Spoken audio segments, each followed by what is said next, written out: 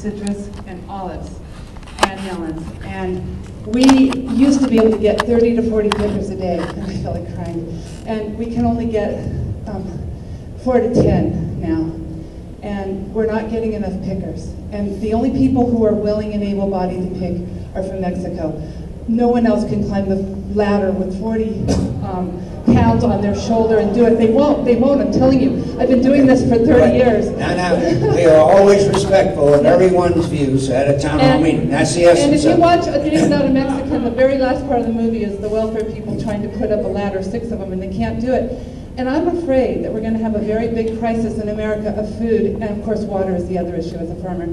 But I really, really, really think that from what you said before that you're aware of this, and I'm hoping that we're going to get the pickers we need and the food that America will need to eat, because if we don't have food, who cares about taxes? Who cares about anything else?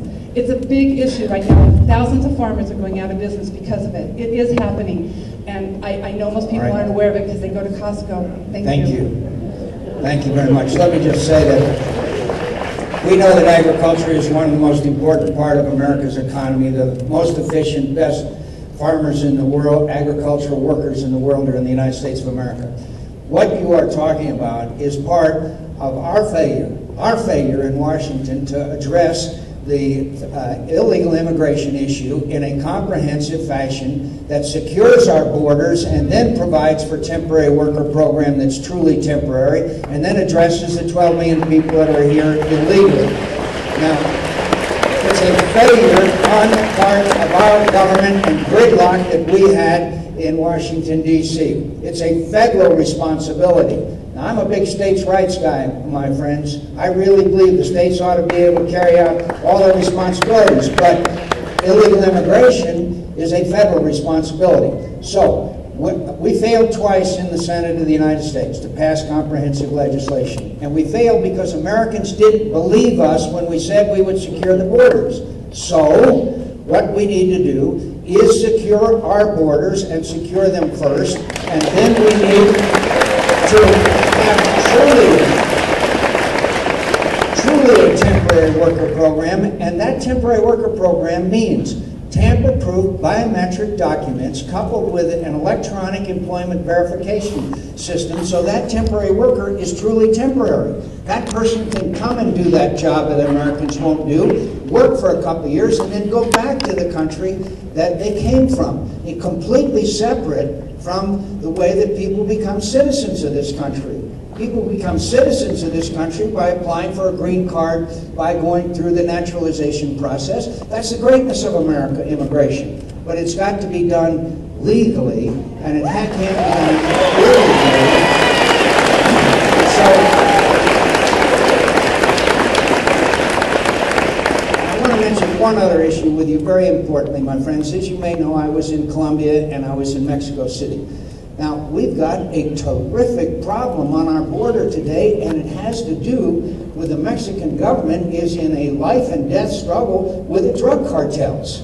I'm sure you've heard about it. Drug cartels have taken over towns and cities in Mexico.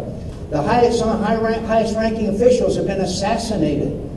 There was a very high-ranking official in Mexico City who was part of the federal police. He lived anonymously. He had everything secret. He came home one evening to his apartment. There was a guy there that shot him in the head 8 times, and the guy had the keys to his apartment. Now, my friends, we've got to work with Calderon. We've got to work with the Mexicans. This president of Mexico wants to take control of his country back from the drug cartels. So this has all got to do with securing our border. It's not just illegal immigrants, my friends, that is the problem with our broken borders. It's the drugs that are coming into this country that are killing Americans. So let's also, I'm sorry for a long answer, and I'll make my other answer short. You have my sympathy. We will establish a temporary worker program that's truly temporary, so that people can come to this country and do those jobs and then return to the country that they came from. Yes, sir. Yes, sir.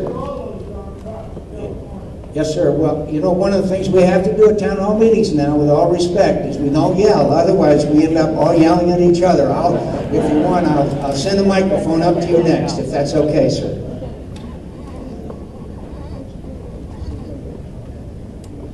Good morning, Senator. I'll be honest with you. I'm scared. And I'm going to tell you why I'm scared. I'm scared because of our national debt. It horrifies me, and I have no way of conceiving how the hell we're going to pay for it. Thank you, sir.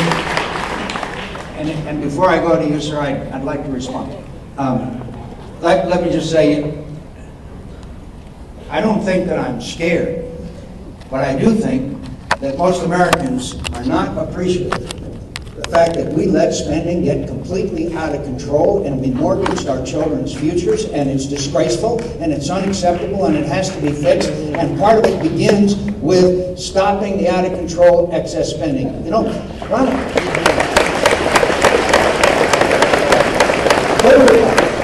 approval rating of Congress in the latest poll is 9%. Now, how do you get lower than 9%? You're down, when you're 9%, you're down to blood relatives and paid staffers.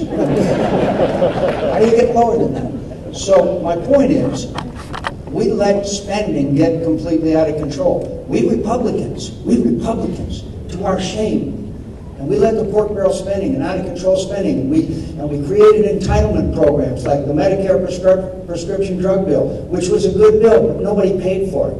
So what we're doing is we're mortgaging our children and our grandchildren's futures, and that's unacceptable. Ronald Reagan used to say, one of my favorite, I steal a lot of lines from Ronald Reagan. One of them he used to say was, Congress spends money like a drunken sailor, only I never knew a sailor drunk or sober with the imagination of Congress. And that's kind of a cute line.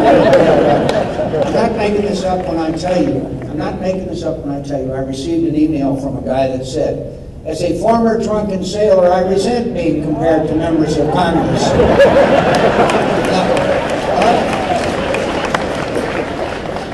Let me just say to you, sir, very quickly, the first thing I'll do after I'm sworn in as President of the United States to make sure our nation is secure, and that means addressing the challenges we face to our national security, to sit down with the Democrats and say, look, let's fix Social Security. We cannot mortgage our children's future. We can sit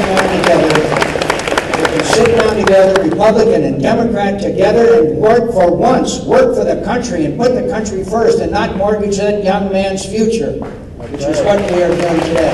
I can do it and I know how to do it. Yes, sir. I don't think the microphone's working.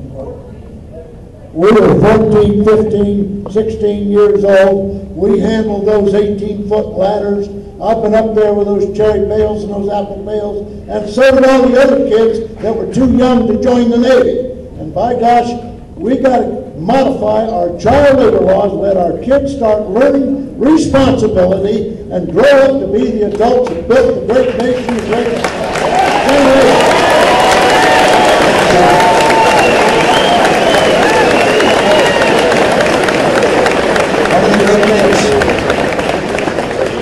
One of the great things about town hall meetings is that we have the right to disagree with one another. I still think we need a temporary worker program that works, and I thank you, sir, and thank you for the benefit of your experience.